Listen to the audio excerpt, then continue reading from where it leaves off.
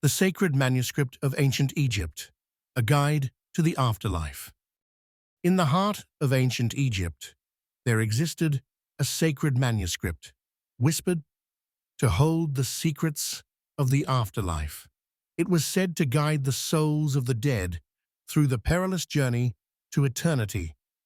Inscribed on papyrus scrolls in meticulous hieroglyphs, this ancient text promised more than survival. It offered the ultimate prize, eternal life among the gods. The scrolls weren't ordinary writings. They were spells, incantations, and rituals crafted to help the departed overcome trials in the underworld. For the living, they were a source of mystery and awe. Each verse was a map, guiding the dead through shadowy realms, where monsters lurked, where rivers burned, and where judgment awaited. To understand its power, imagine this. When a soul departed the body, it entered Duat, the treacherous underworld. It wasn't a single path, but a maze of rivers, deserts, and gates, each guarded by fearsome deities. Without guidance, the soul was doomed to wander forever, lost in darkness.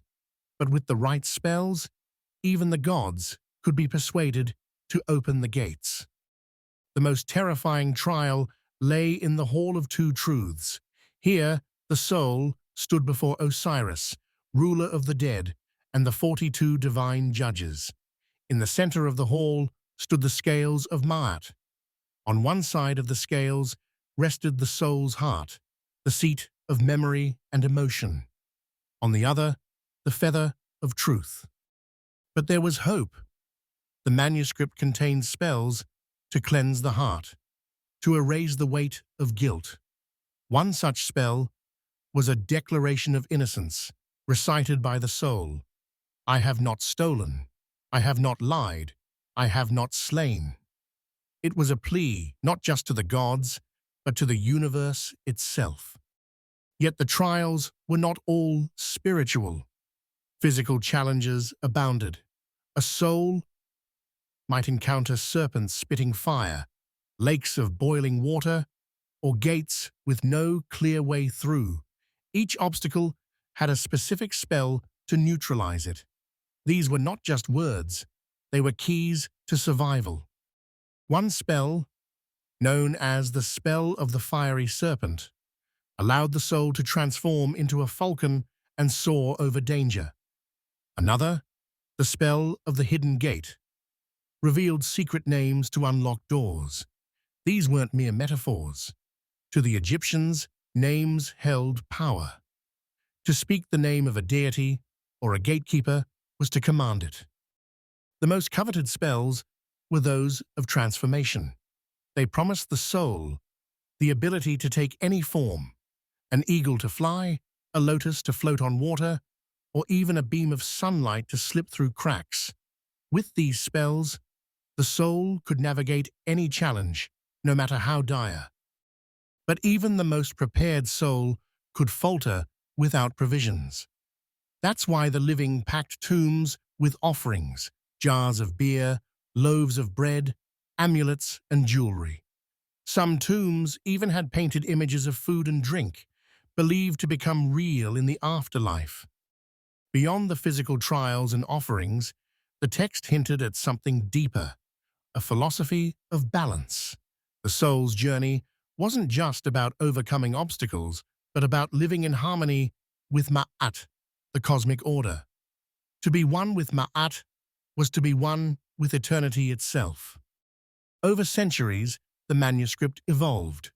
What began as private texts for the elite eventually became accessible to commoners. By the New Kingdom, families could purchase custom copies inscribed with the deceased's name.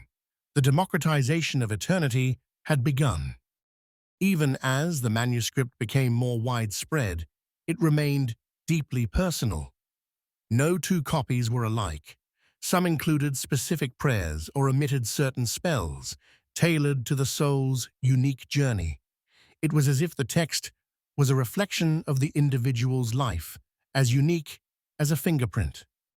Its legacy was not confined to Egypt. Thousands of years later, explorers stumbled upon the scrolls, buried in tombs and sealed within coffins. They found richly illustrated scenes of judgment, transformation, and triumph. These discoveries opened a window into a civilization obsessed with life beyond death. Modern scholars marveled at its sophistication. It revealed the hopes, fears, and dreams of an ancient people. In their quest for immortality, they had left behind a map of the human soul.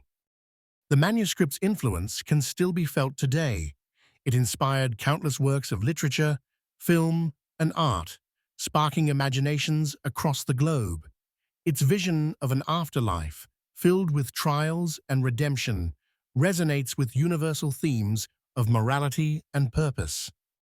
Yet, for all its grandeur, it remains profoundly human. It speaks to a universal truth, the desire to be remembered, to transcend death, to find meaning in the face of eternity. It's a testament to a civilization that saw life not as an end, but as a journey. Perhaps its greatest lesson is this: the path to immortality lies not in power or wealth, but in balance, in living a life of truth and harmony. In that sense, the manuscript isn't just a guide for the dead, it's a guide for the living. And so, the scrolls remain, silent witnesses to a civilization long gone, yet still alive in their wisdom. They whisper their secrets to those who dare to listen, offering not just a glimpse of the afterlife, but a reflection of ourselves.